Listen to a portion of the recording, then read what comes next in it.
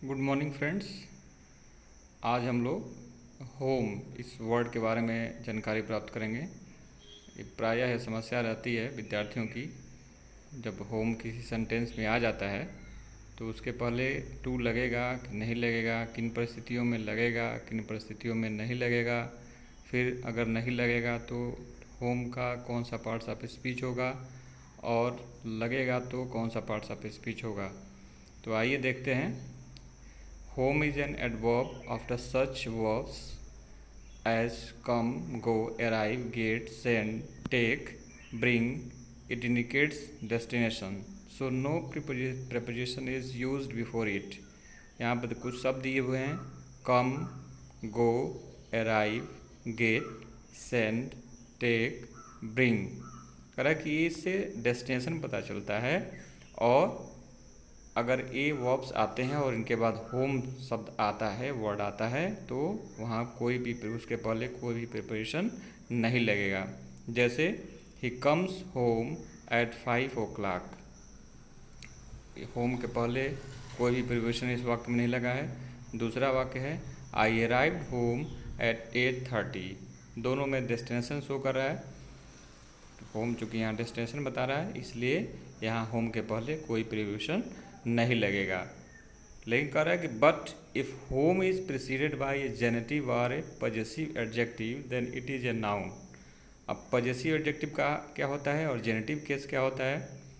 तो possessive adjective कहा कि दिस इज़ माई बुक, तो बुक के पहले जो माई लगा है उसी को कहते हैं पॉजेसिव एडजेक्टिव या जेनेटिव केस। कह रहा है कि अगर होम के पहले कोई भी जेनेटिव और पॉजेसिव केस आता है तो वहाँ पर होम जो शब्द है वह नाउन होता है, और ऊपर वाले जो वाक्य मैंने बताया था उसमें वहाँ होम एडवर्ब की तरह काम कर रहा है। लेकिन अगर कोई पॉजेसिव अथवा जेनेटिव केस होम शब्द के पहले आता है तो वह नाउन होता है। And a preparation is necessary in order to make an adverb और एडजेक्टिव फ्रेज। तो वहाँ प्रिपरेशन लगाना जरूरी हो जाता है। कह रहा है कि after come, go, get, send, take and bring the preparation used is to.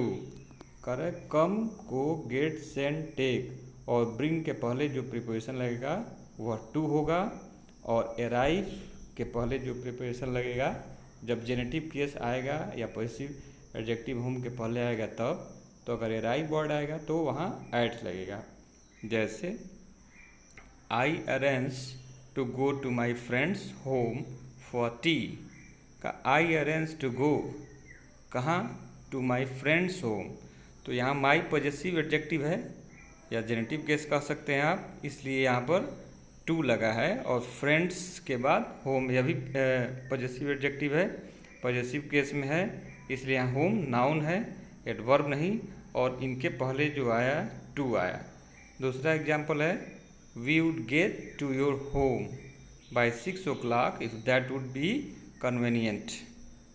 तो यहाँ योर होम लिखा, तो योर यहाँ पर पॉजेसिव एडजेक्टिव है, इसलिए इसके पहले टू आया। कह रहा है कि no preparation is used after reach since reach is a transitive verb and home is its object. कोई भी प्रिपरेशन अगर रीच वर्ड आता है, रीच वर्ब के रूप में वर्ड आता है, तो वहाँ कोई भी प्रिपरेशन नहीं लगेगा, because it is a transitive verb and transitive verb does not take preposition after it. For example, we hope to reach home by about 7:30।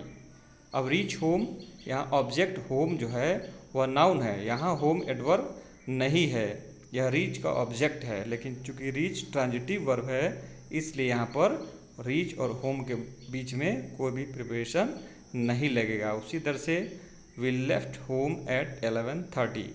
तो यहाँ लीव और होम के बीच में कोई प्रिपरेशन नहीं लगा, यहाँ लेफ्ट सेकंड फॉर्म है, चूँकि यह ट्रांजिटिव वर्ब है और होम इसका ऑब्जेक्ट है, तो यहाँ पर होम का जो पार्ट्स ऑफ स्पीच होगा वह नाउन होगा, एडवर्ब नहीं होगा। आगे क्या है? If home represents the place where one is और where one does something then it must be preceded by preposition eight.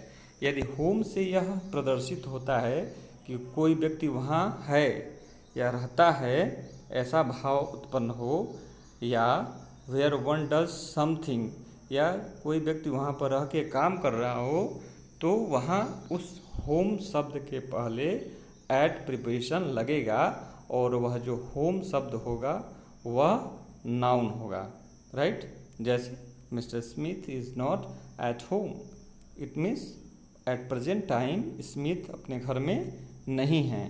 तो वह यहाँ पर जो होम है वह एडवर्ब न होकर क्या है, नाउन है, और यह बता रहा है कि मिस्टर स्मिथ अपने घर में नहीं हैं। Ganesh is not well, he should stay at home. Ganesh की तबीयत ठीक नहीं है, वह अच्छा नहीं महसूस कर रहा है।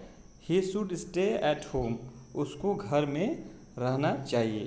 तो यहाँ पर भी रहने का सेंस, रहने का भाव उत्पन्न हो रहा है, इसलिए यह होम, यह जो पार्ट्स ऑफ स्पीच इसका होगा वह नाउन होगा और इसके पहले एट प्रिपोजिशन यूज किया गया है। Similarly leave at home, work at home, dine at home. इसी तरह से लीव एट होम घर में रहना, घर में काम करना, घर में भोजन करना, इन सारे वर्ड्स, सारे वर्ब्स के बाद जो होम अगर आता है तो वहाँ एट प्रिपोजिशन का हम प्रयोग करते हैं। The following sentence in which both home and at home are used will illustrate the difference between the two. Correct, the नीचे दिए गए दो सेंटेंस है वो बताएंगे कि एट होम और होम में दोनों के प्रयोग में क्या डिफरेंसेज हैं।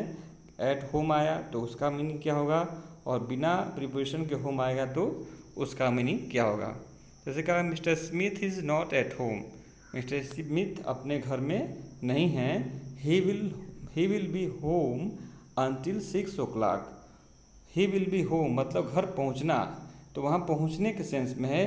तो पहले वाला जो एट होम है वहाँ पर होम जो शब्द है उसमें नाउन पार्ट्स ऑफ स्पीच है, जबकि ही विल बी होम यहाँ पर जो होम है वह एडवर्ब है। इस प्रकार दोनों में हम डिफरेंस आसानी से समझ सकते हैं। अगला है कि the first part of sentence mean that Smith is not in the house, वही मैंने बताया कि घर में नहीं है ऐसा भाव उत्पन्न हो रहा है। The second part means that he will not have return home from work, कि अपने काम से वह घर नहीं लौटे हैं। तो दूसरा वाला जो होम है वह डेस्टिनेशन बता रहा है। इस प्रकार यह जर्नी और डेस्टिनेशन बता रहा है, तो दूसरा वाला एडवर्ब है और जो पहला एट होम आया है वह नाउन है। इस प्रकार हम देखते हैं कि जो होम का कन्फ्यूजन था हमको लग रहा सभी का दूर हो गया होगा, और होम कैसे सेंटेंस में यूज किया जाए इसको आप भली भांति इससे आप अवगत हो गए होंगे। धन्यवाद।